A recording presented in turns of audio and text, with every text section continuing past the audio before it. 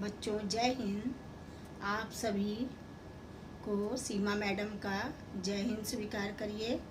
और हम सब विद्यालय नहीं आ सकते हैं बच्चे, आपको भी पता है कोरोना जैसी महामारी की वजह से पूरा देश हमारा संकट में फंसा हुआ है और हम लोग लॉकडाउन ही रहें वही अच्छा है घर के अंदर। लेकिन आपकी शिक्षा बाधित हो रही थी, इसकी वजह से हमारी सरकार ने यह निर्णय लिया है, यह दिशा निर्देश मुझे दिया कि हम सभी लोग आप लोगों को ऑनलाइन शिक्षा दें। आप 8th पास करके अब 9th में आए हो, तो 8th में आप लोग जूनियर सेक्शन में थे, अब 9th में आए हो तो 9th में सबसे पहले गद्य संकलन, काव्य संकलन, एकांकी, संस्कृत, व्याकरण और पत्र लेखन। गद्य संकलन क्या है? गद्य जो हमारी बोलचाल की भाषा है उसको हम गद्य के रूप में, हम आपसे जैसे बात कर रहे हैं ये हमारी गद्य हुआ, गद्य के रूप में बात कर रहे हैं। काव्य होता है गेय पद, काव्य को गेय पद में माना जाता है क्योंकि वो कविताएं होती हैं और कविताओं के माध्यम से गेय पद उसमें आते हैं। अब एकांकी, आपका एकांकी भी है जिसमें एकांकी का मतलब होता है एक अंक में जो समाप्त हो जाने वाले नाटक होते हैं उसे एकांकी कहते हैं।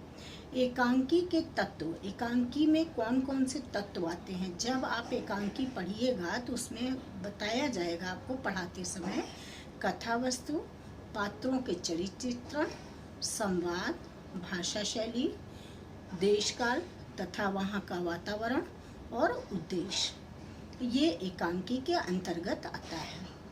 अब फिर उसके बाद आपका संस्कृत आता है। ये तो मैं आपको संस्कृत आता है।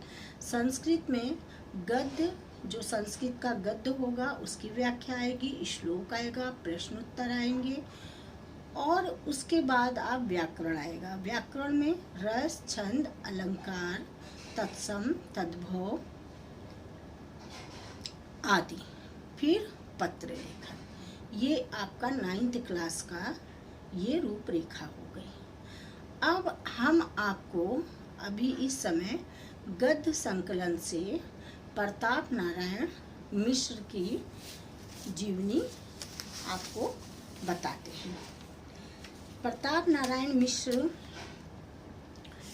इन्होंने बात चैप्टर लिखा है 9th क्लास में। और पंडित प्रताप नारायण मिश्र का जन्म 1856 ईस्वी में उन्नाव जिले के बैजे नामक गांव में हुआ था।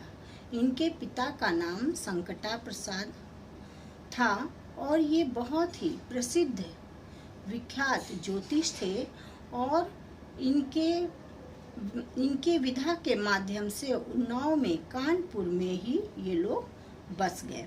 और इसके बाद प्रताप नारायण मिश्र जी किसी भी भाषा का अध्ययन इन्होंने विधिवत नहीं किया, लेकिन फिर भी हिंदी, उर्दू, फारसी, संस्कृत, बांग्ला का अच्छा ज्ञान प्राप्त किया।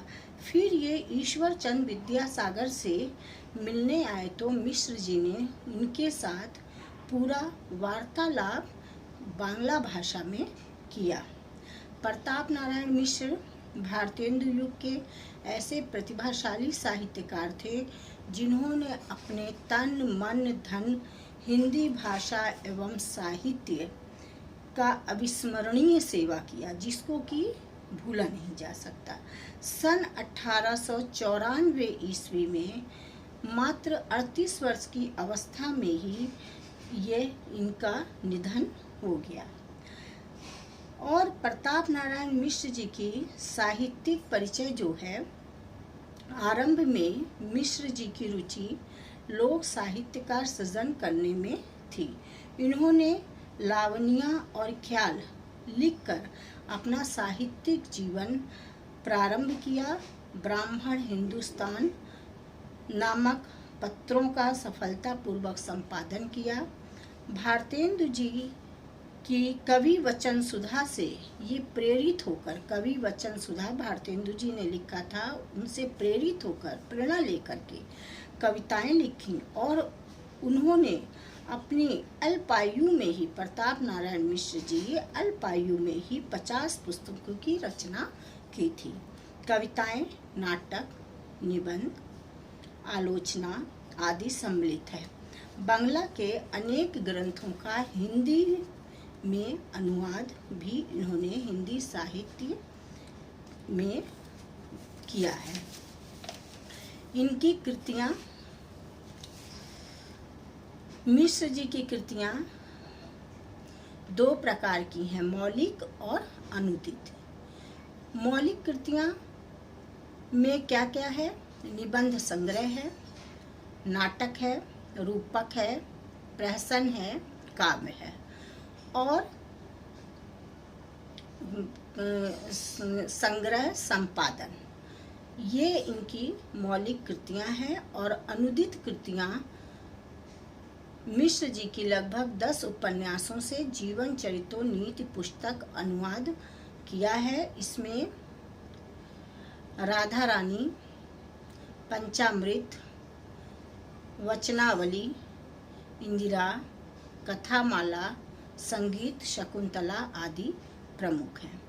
अब मौलिक कृतियों में मिश्र जी की मौलिक कृतियाँ जो निबंध संग्रह है, इसमें इन्होंने प्रताप पीयूष निबंध, नवीनता और प्रताप समीक्षा, नाटक कली प्रभाव, हट्टी हमीर, गौशंकर, रूपक कली कौतुक, भारत दुर्दशा, प्रहसन जुआरी खुआरी, समझदार की मौत, काव्य में मन की लहर, श्रृंगार विलास, लोकोक्ति, शतक, संग्रह में प्रताप संग्रह, रसखान शतक, संपादक ब्राह्मणी पत्रिका, ये इन्होंने लिखा।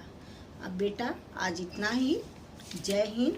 फिर आपको मिलेंगे। आप लोग घर पे रहिए, हाथ बार बार धोते रहिए और अपने माँ बाप को, पेरेंट्स को भी और बहन भाई को, सबको बताइए लॉकडाउन चल रहा है, बाहर नहीं निकलना है, घर में रह कर के पढ़ाई कीजिए।